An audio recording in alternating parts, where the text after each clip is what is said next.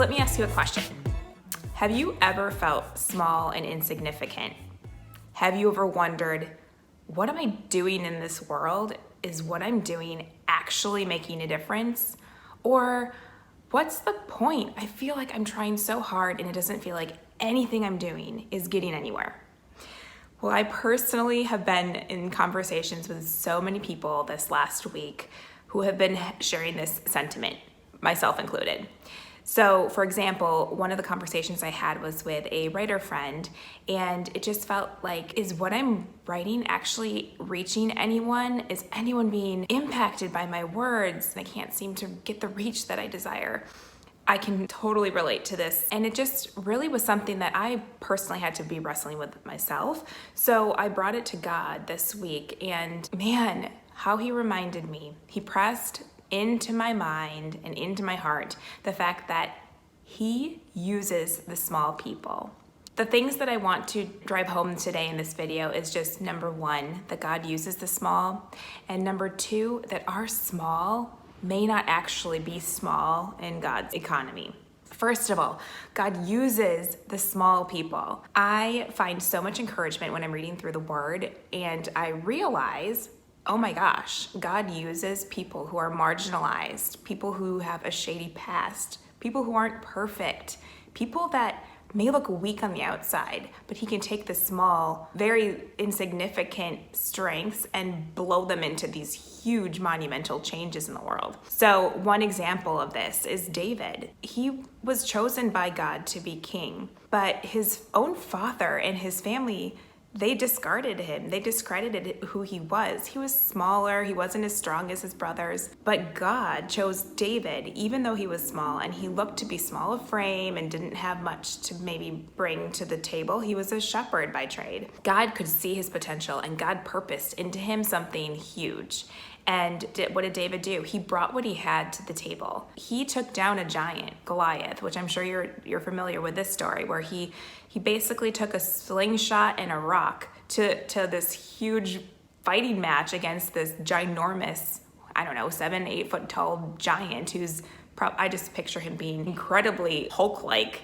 And little old David brought what he had to the table, trusted God, and sure enough, he defeated this huge giant. Another thing that I like to remember when I'm struggling with small is that small, to me, what I consider small, what you consider small, it may not actually be small in God's economy. I think a lot of times we get attached to the outcomes. We think, why do this one thing? Nobody's listening on my Instagram feed. Or why would I reach out to that stranger on the sidewalk? Like, what is that really gonna do in the long run? Or what can I do like today? There's so much hurt in the world. There's so much pain and there's a lot of injustice that we want to see righted, but what can I possibly do? We think that our small isn't going to make any change, so we sometimes get stuck.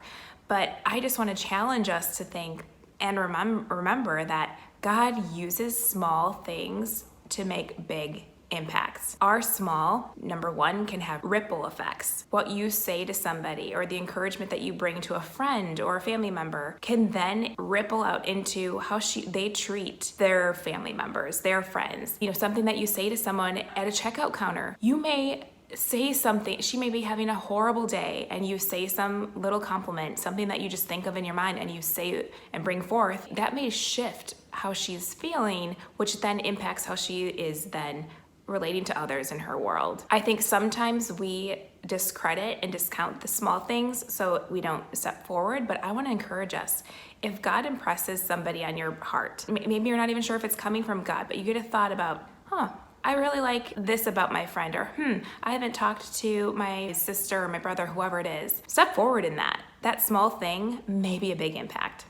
One example I have for you that always comes to my mind when I think about this is how when I was going through a really rough time, my brother thought of me. He was reading through a book. It was Joyce Meyer's Battlefield of the Mind, which you may be familiar with. If you haven't checked it out, I highly suggest it. But he had thought of me when he was reading that book, and he took the time, he photocopied a chapter that he had no idea why. He just felt like God made me think of you when I was reading this. He photocopied it, put it into the mail, and you know what happened? I was sitting in my car one day following one of the appointments at a nutritionist. I was so just incredibly discouraged. I was going through a really rough time in my weight restoration recovery journey.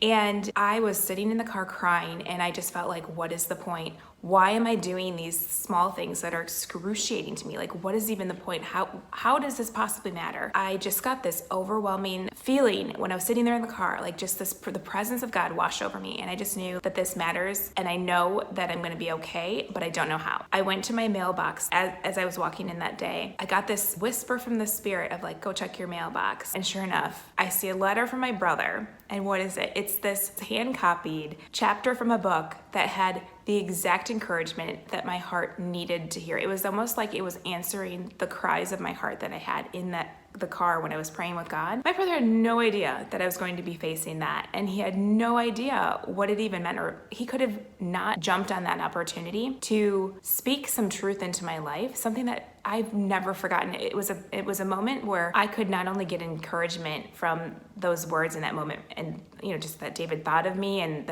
the words that were in there, but also it just showed me and it strengthened my faith in the fact that God is with me and he's planning things ahead of time before they even happen. So friend, I just want to encourage you, if you're feeling small or insignificant or questioning if what you're doing matters, I want to remind you that it does. God, first of all, uses small people. He uses little old me and little old you to touch the people that he wants us to touch. And we don't have to worry about who those people are. He will use us in the way that he wants, and our purpose, it cannot fail. He knows how he wants to use us, so we don't have to stress so much about it. Number 2 is the small little loves. They count. They have ripples. Even if we don't see the impact, we can trust that God is using them.